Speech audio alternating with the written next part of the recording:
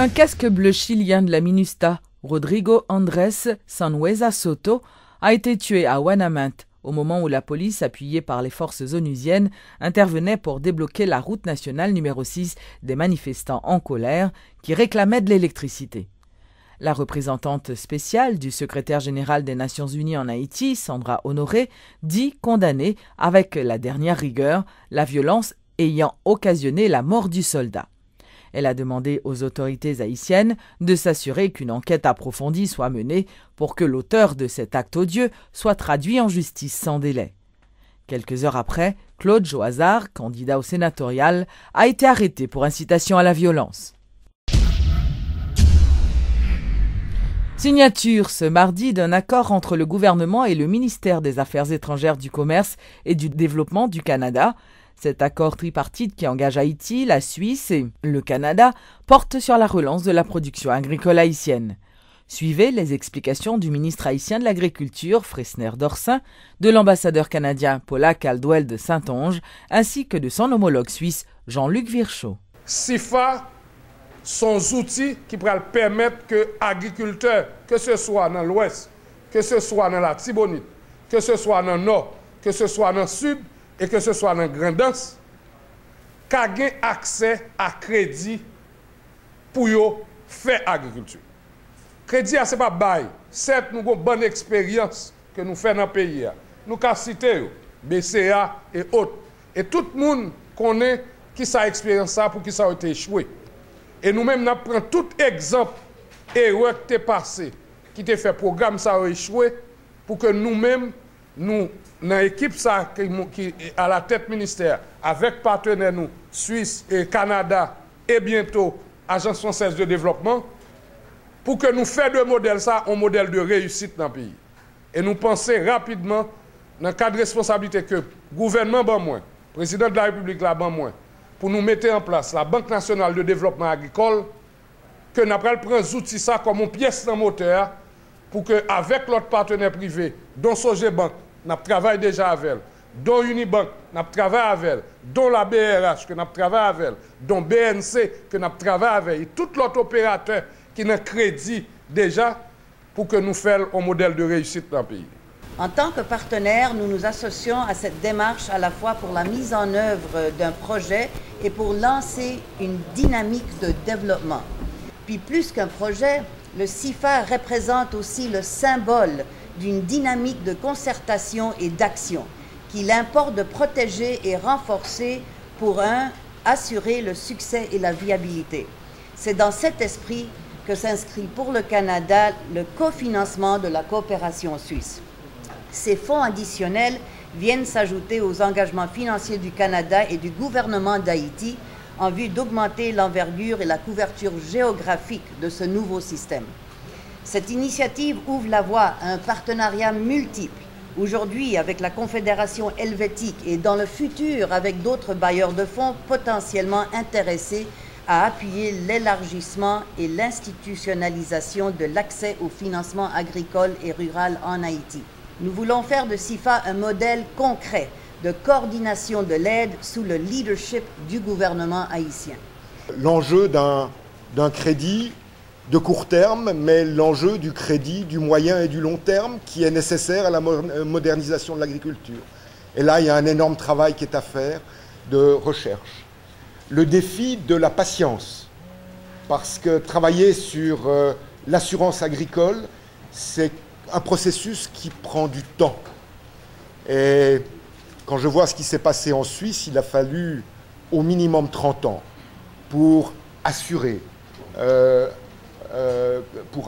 finalement le producteur qui peut prendre des risques et que derrière il y a une assurance qui vise à pouvoir mitiger ces risques et les minimiser.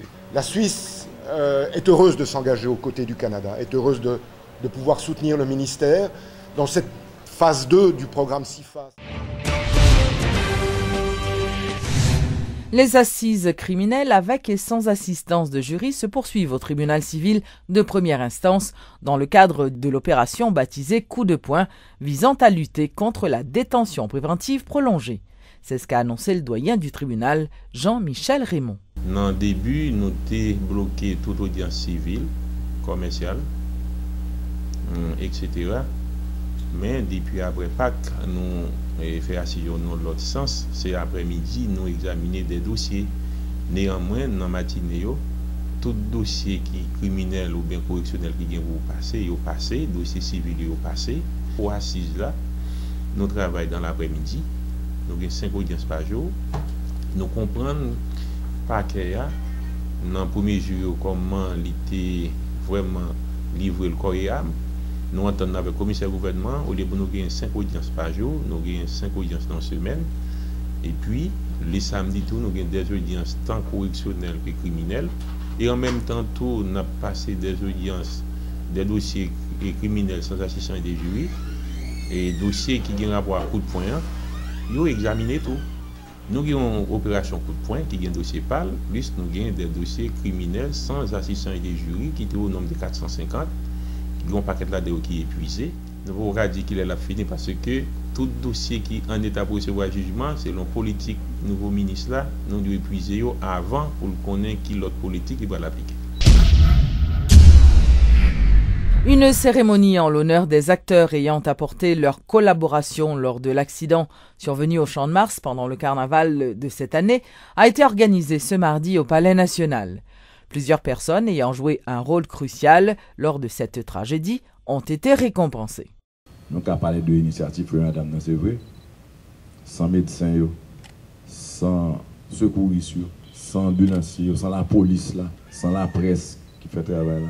Est-ce que nous avons réussi ça que nous avons réussi? Nous avons toujours des sentiments particuliers pour les gens qui choisissent servir même gens avec nous. Et pour montrer nous que ce n'est pas de nous seulement à parler, je crois qu'un métier de professeur, c'est le même style là, des gens qui sont là pour former des générations. Médecins, des gens qui sont là pour sauver des vies. Policiers, souvent, baillent vie, dans sauver des vies. Ou bien en protégeant d'autres gens, en établissant la paix. Des secouristes qui risquent de vie, mettez dans n'importe quelle condition. Ils ont sauvé des vies. Nous avons noté que 100 ambulanciers, peut-être, ils risquent de vie. Moi, c'est une belle démonstration sur Champ de Mars là, de capacité à délivrer l'ambulance sans arrêter dans une situation difficile, sans accident, à mener les gens. Je veux remercier tout le monde qui parle là, qui sont des volontaires, des gens qui étaient dans le carnaval, là, des passants, qui par hasard étaient retrouvés dans un accident et qui étaient portés main tout. Je crois que ça nous fait là montrer que Haïti, le 1, le nous mettons tête nous ensemble, nous avons fait gros bagaille. 2, nous avons changé parce que c'est évident que nous sommes préparés pour ça. Nous sommes préparés. Et 3, c'est que nous voyons un message à tout le monde qui t'a regardé, qu'en Haïti, qu'à l'étranger, qui souvent dit que l'État n'a pas qu'à répondre, ou du moins, quand il ne pas rentrer en Haïti parce que si il y a un problème de santé, Haïti n'a pas de capacité à répondre. Des fois, les touristes ne pas venir en Haïti parce que le qu'on va en ambulance ou pas une capacité à répondre. Donc, je veux dire, à nous aider l'État à projeter une autre image d'Haïti, un Haïti qui a campé pour contre lui. Un Haïti qui a respecté la vie des gens, un Haïti côté l'État, je dis, la prévoit. Parce que c'est vrai que c'est en 2011 que l'affaire stand a commencé, stand urgence là. Et tout autant pas de drame comme ça, nous n'avons pas valeur. Parce que souvent c'est une tête cassée ou une disposition. Et c'est malheureux que. Donc nous avons demandé tout le monde qui est dans l'État, à quelque niveau que ce soit, toujours préparer quoi comme ça pour faire service, surtout au niveau des ministères, au niveau des directions générales, des organismes déconcentrés. Préparer nous pour nous faire service comme ça, c'est de ça que nous avons besoin, un pays qui est organisé, un pays qui est structuré, tête ensemble ça. Et puis des militaires démobilisés, membres du corps de surveillance environnementale, exigent du ministère de l'Environnement le paiement de plus de 7 mois d'arriérés de salaire, tout en dénonçant la mauvaise gestion faite de leur dossier. Parce que normalement, arrêté qui était fait corps environnemental là, était fait exclusivement pour ces militaires qui intégrent. Pour 1500 militaires. Pour 1500 militaires qui intégrent. Donc, le ministre Germain sous-estimé arrêter ça, pendant que lui écartait toute possibilité pour les militaires à intégrer comme ça, et puis il a intégré des chimères, des gens qui sont identité en dedans quoi, pour l'utiliser aux fins politiques, parce que monsieur sont politiciens qui ont participé qui dans l'élection. Donc, monsieur a fait pile des ordres dans le ministère. Bon, on a demandé justement pour le président Matéli avec le Premier ministre la chasse et le ministre là encore, d'autant que son civil qu'il y a, il n'a pas d'authenticité, il n'a pas de capacité pour le capable de gérer encore qui a mis. Pas oublier que le ministère de l'Environnement gagne des bras armés dedans, qui sont des militaires qui pourraient intervenir à n'importe éventualité en cas de catastrophe naturelle, souveraineté pays, à tout ça, ou gagne double mission. D'accord. Le Rotary Club de Pétionville a organisé dimanche dernier la 4e édition de la foire à la santé à l'hôpital de la communauté haïtienne. Plus d'1 millier de personnes ont pu consulter gratuitement des spécialistes, selon le Dr Claude Surena, membre du Rotary. C'est une relation que nous établissons avec l'hôpital de la communauté haïtienne où chaque année, pour la même période-là, à l'occasion de célébration du Jour mondial de la santé, qui était 7 avril, mais nous pas forcément faire activité à 7 avril, mais autour de 7 avril, qui est le Jour mondial de la santé. Et Rotary Club organise des foires là, depuis 4 années en collaboration avec l'hôpital. Qui pour nous a une importance capitale parce qu'ils permettent que, dans cas d'action que nous avons mené en tant que Rotary, qui ont porté hautement humanitaire, que nous adresser à l'occasion des problèmes de santé, notamment que nous essayons permettre que des gens dans la zone, dans l'environnement de l'hôpital, bénéficient de au moins une consultation. Mettez-vous en contact avec différents spécialistes, notamment pour les maladies les plus courantes qui ont un rapport avec la pédiatrie, obstétrique, gynécologie, chirurgie. Et en fonction de ça, nous en même temps mettons à disposition des médicaments gratuitement. Et ceci nous fait avec l'aide de plusieurs autres partenaires. Donc, l'agence de produits pharmaceutiques qui donne nos médicaments et d'autres institutions que nous collaborons avec eux, nationales ou étrangères, et qui permettent que nous réalisions l'activité. Nous prévoyons que nous avons à peu près 700 personnes pour journée, mais nous avons déjà dépassé le millier, et plus de 1200 personnes qui là, qui viré, qui ont toute boîte de consultation pour différents problèmes et qui a recevoir des soins. Mais à côté de soins, nous visons aussi l'aspect prévention, aspect promotion de la santé, éducation sanitaire.